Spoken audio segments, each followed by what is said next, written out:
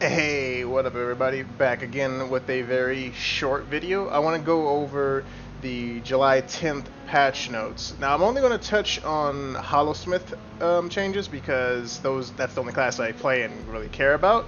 So I want to start with the good things that happen, starting with the Invulnerable Effects will now stop conditions from applying their damage. So this means Elixir S, your auto Elixir S, these skills that make you invulnerable will stop any condition damage on you. So even if you're loaded to the gills with condies, if you go into Elixir S or auto S, you will take no damage. This was a really good change for all classes. I'm sure there's plenty of people that are really excited about this just because they're tired of going invulnerable and then proceeding to die to Condi. So no longer will that happen on any class, not just Holosmith, but I'm only touching on Holosmith changes. So with this balance patch, ANET was basically trying to make Condi Engi a thing again.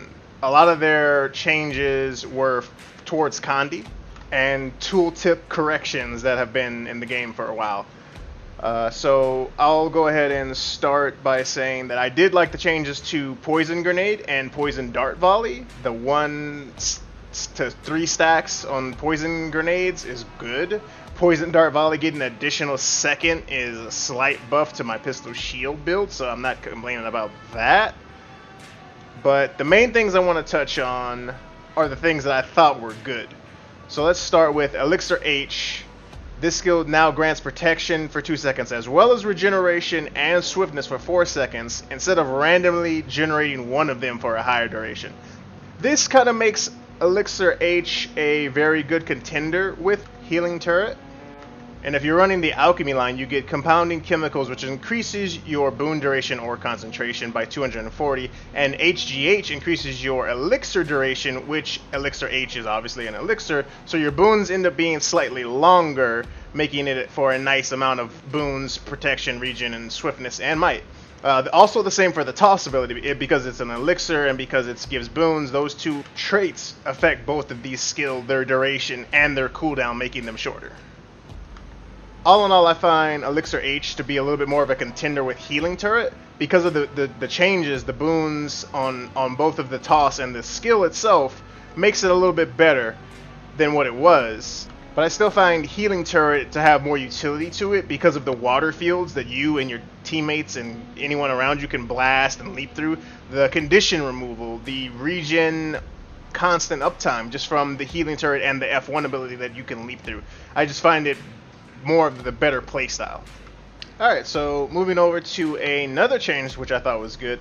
Alixe To You. Now this skill grants quickness, vigor, and 2 stacks of stability for 6 seconds instead of applying quickness and either might or fury. This skill still continues to break stun. This was a great change, keeping the stun break aspect of this skill while removing the random chance to get might or fury and giving you 2 flat seconds to stab with HGH and Compounding Chemicals gives you, and of course durability, gives you 9 seconds, almost 10, of stability on a 32-second cooldown, which helps a lot with cleaving and just pressuring people down. So you don't all have to depend on crystal configuration just for stability anymore. You can also use Elixir U for stability, which feels great in fights. I find myself popping Elixir U now when I reach my kinetic battery limit. The super speed and almost 20 seconds of quickness and almost 10 seconds of stability gives you a lot of pressuring power. Alright, now that we've gone over the good things that I think, let's go over the absolute bad. Toss Elixir U. This skill now breaks stun on and grants quickness to allies in the affected area. So no longer does this skill give you a reflect wall or a smoke screen. It now gives quickness and can break stun for allies. You can get the quickness, but not the stun break. This skill is now garbage. It is not realistic. The odds that you are going to throw this on your teammates and consistently break stun is just laughable. There is already so much quickness available to a Engi or Holosmith that this is not needed. What is needed in World v World anyway is the walls that Elixir U provided to give you a little leeway when you have soul beasts and rifle and pistol players shooting you from range constantly and while they're not in danger. I mean, yes, you have the means to shoot back, but if they're specifically built to destroy you from range, and you don't have anything to stop them, then what can you do other than try to find line of sight? So overall view of everything changed with the engineer, I would say this is probably the worst change in the game I've seen. I've been through a lot of classes and a lot of nerfs. This is probably the only one that I've actually been upset about, because I really hate ranged players that can sit in a tower or sit at 2,000 range and just hit you with 5, 8, 6, 7, 8k damage just from auto attacks. Like, rewarding this type of play style is just very frustrating to me.